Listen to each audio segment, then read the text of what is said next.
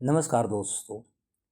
Bihar special जो हम लोग कर रहे हैं, बिहार स्पेशल में 70 क्वेश्चन जो है हम मध्यकालीन बिहार की सामाजिक स्थिति को हम लोग देख के करेंगे। और पिछले जो हमारा एपिसोड था, कल एपिसोड में हमने बात किया था और इस मध्यकालीन बिहार की सामाजिक स्थिति में हमने 31 यानी 31 क्वेश्चन को हमने डिस्कस कर रखा था।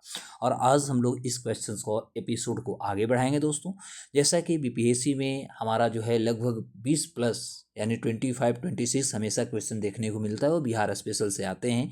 तो इस बिहार स्पेशल में आगे का जो है हमारा एपिसोड मध्यकालीन बिहार की सामाजिक स्थिति पर आज हम लोग आगे की चर्चा करेंगे। और अगला जो हमारा क्वेश्चन होने जा रहा है वह इसी टॉपिक से हमारा रिलेट क्वेश्चन जाएंगे। तो आज का हमारा अगला जो क्वेश्चन है वो क्वेश्चन नंबर हमारा 32 है, क्योंकि पिछले दिन हमने 31 तक कर लिया था। तो 32 हमारा आज का जो क्वेश्चन है वो कहता है कि बिहार में सतारिया संप्रदाय की शुरुआत किसने की थी। ध्यान देंगे, बिहार में सतारिया जो एक संप्रदाय थी, इसकी शुरुआत जो था अब्दुल्ला आपको सतारा नाम का जो व्यक्ति थे, इन्हीं के द्वारा इसको की गई थी। 33 है आपका अलीशेर बिहार में किस संप्रदाय के प्रथम संत थे। अलीशेर, अलीशेर जो थे ना, ये आपके कादरी जो संप्रदाय था, कादरी संप्रदाय के एक कहेंगे कि प्रथम संत माने जाते हैं। 34 है कि संत अलीशेर को कहाँ दफनाया गया था। तो संत अलीशेर को औरंगाबाद में दफनाया गया था, औरंगाबाद में इनको दफनाया गया था। और 35 आपका है कि सिलसिले के सबसे प्रतिष्ठित एवं प्रभावी संत मखदूम शाह मोहम्मद मुन्नान थे। तो ये कहाँ थे या किस संप्रदाय से आते थे, एक क्वेश्चन आपकी है। तो ये कादरी जो संप्रदाय था, ये कादरी संप्रदाय से ही आते थे। इनका नाम था संत मखदूम शाह मोहम्मद, और एक कादरी सिलसिले से सबसे प्रतिष्ठित एक नामचीन चेहरा माने जाते थे। संत मखदूम शाह मोहम्मद मुन्नार का जन्म कहाँ हुआ था। तो इनका जो जन्म हुई थी यह बिहार शरीफ में हुआ था, अभी वर्तमान के नालंदा में। 37 है कि पटना सिटी के मीतन घाट बड़ा चर्चा में भी होता है। तो पटना सिटी के मीतन घाट मोहल्ले में मीर तक्की मस्जिद का निर्माण किसने करवाया था। ये कितनी बार बीपीएससी भी पूछा गया है क्वेश्चन। तो ये जो आपका मीतन घाट की यदि हम बात करते हैं, तो मीतन घाट में जो आपका मीर तकी मस्जिद का जो निर्माण किया गया था, ये संत मखदूम शाह मोहम्मद मुन्नान के द्वारा की गई थी, यानी बी ऑप्शन होगा। संत शाहकाले किस संप्रदाय के संत थे। शाहकाले संप्रदाय जो थे, ये जो थे नक्शबंदी जो था, ये नक्शबंदी एक संप्रदाय थी, इसी के ये जो थे ये संत शाहकाले जुड़े हुए थे। सूफी संत शाहकाले का मकबरा कहाँ है। सूफी संत शाहकाले का मकबरा जो है वो बिहार के पटना में है और सिटी के इलाका में पाया जाता है। औरंगजेब किस संप्रदाय के सूफी संत के शिष्य था।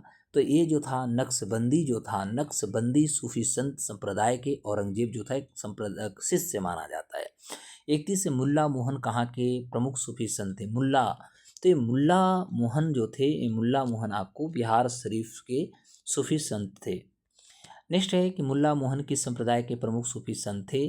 तो अभी जस्ट हम लोगों ने इससे डिस्कस भी किया था कि एक नक्शबंदी जो हम लोग बात करें इसी से जुड़े हुए थे, इसी के संत सूफी संत थे।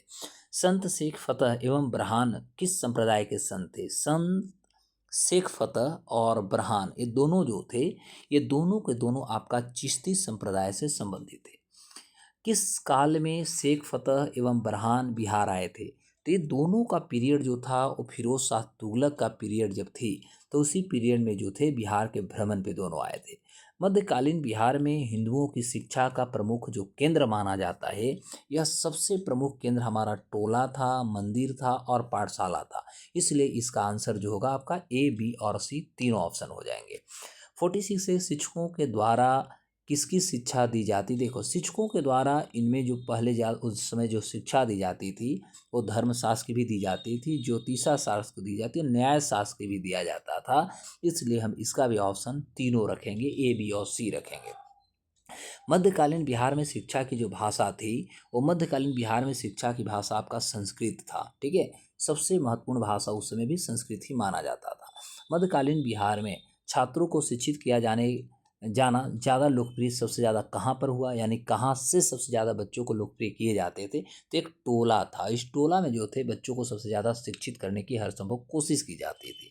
मुसलमानों की शिक्षा का प्रमुख जो केंद्र रहा है हमेशा से बिहार में, तो ये आपका मकतब भी रहा है, खानकाह रहा है और मदरसा रहा है। यानी 3 ऐसे जगह रहे जहाँ पर मुसलमानों की शिक्षा दीक्षा अधिक मात्रा में हुई, यानी ए, बी और सी इसके तीनों ऑप्शन हो जाएंगे। 85 की बिहार में कहाँ खानका स्थापित की गई थी? देखिए बिहार में खानका जो था आपका सिरघाटी में भी मिलेगा, गया का, भागलपुर में भी मिलेंगे और फुलवारी शरीफ आज भी पटना में आप होंगे तो देखिएगा, यानी इसका भी ऑप्शन आपका तीनों हो जाएंगे। 51 क्वेश्चन कहता है आपका कि निम्न में से कौन दरभंगा राज का संस्थापक था? देखिए दरभंगा राज के जो संस्थापक थे महेश ठाकुर जी थे। महेश ठाकुर जी जो थे दरभंगा राज के संस्थापक थे। रघुनंदन दास राय किस विषय के महान विद्वान थे? रघुनंदन दास जो है तर्क शास्त्र जो होती थी, ये तर्क शास्त्र के बहुत बड़े विद्वान माने जाते थे। तत्व चिंतामणि नामक पुस्तक की रचना जो थी, यह रचना की गई थी आपका गणेश उपाध्याय जी के द्वारा। यानी गणेश उपाध्याय जी जो थे उन्होंने तत्व चिंतामणि नामक सबसे प्रसिद्ध किताब की इन्होंने रचना की थी। 54 है कहाँ द्योत परीक्षा प्रचलित थी? द्योत परीक्षा जो थी यह सबसे ज़्यादा देखिएगा तो मिथिलांचल के क्षेत्र में था और आज भी इसका कुछ कुछ जो था चलन प्रचलन देखने को मिलता है। किस मुगल शासक ने रघुनंदन दास राय जी को विद्वता से प्रभावित होकर के मिथिला क्षेत्र भेंट में दे दिया था? देखिए ये जो था ये अकबर था, क्योंकि अकबर को उदारवादी भी माना जाता था और इन्होंने जो था रघुनंदन दास का जो ज्ञान थी, उनके ज्ञान से कहीं ना कहीं बहुत ज़्यादा ओतप्रोत अकबर हो गया था और उन्होंने मिथिला का क्षेत्र उनको दान में दे दिया, यानी भेंट कर दिया, लो भैया गिफ्ट में आप ले लो। अब अफसाना ए शासन किसकी रचना थी? देखिए अफसाना ए शासन ये भी आपसे बीपीएससी बहुत बार पूछा हुआ है।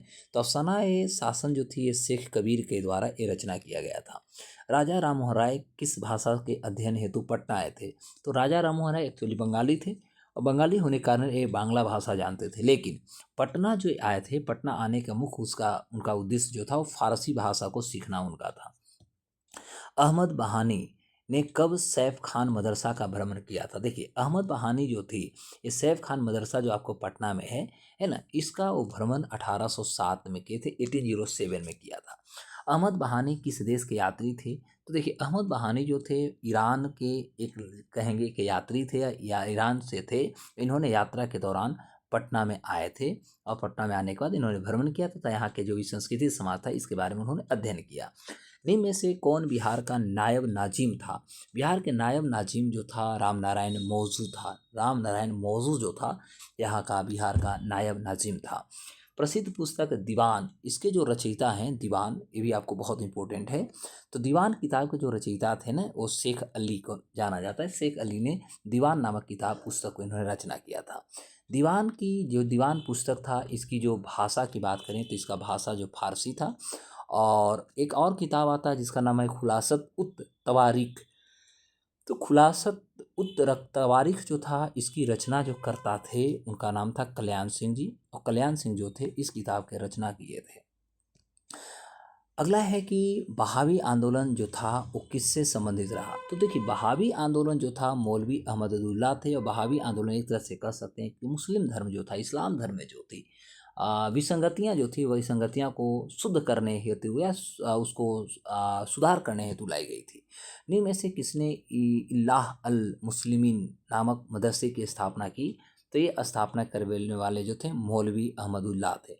मौलवी अहमदुल्लाह जो थे वो मौलवी अहमदुल्लाह जो थे ये मुख्य रूप से इस्लाह अल मुस्लिमीन नामक मदरसे को इन्होंने स्थापना किया। तो दोस्तों आज का हमारा एपिसोड मध्यकालीन बिहार सामाजिक जो स्थिति थी, यानी सोशल स्टेट्स ऑफ मिडाइवल इन बिहार या मिडाइवल पीरियड इन बिहार, इससे हम लोग रिलेटेड सारे क्वेश्चन को कर लिए। अगले हम लोग एपिसोड में आगे की बात करेंगे। नमस्कार, जय हिंद।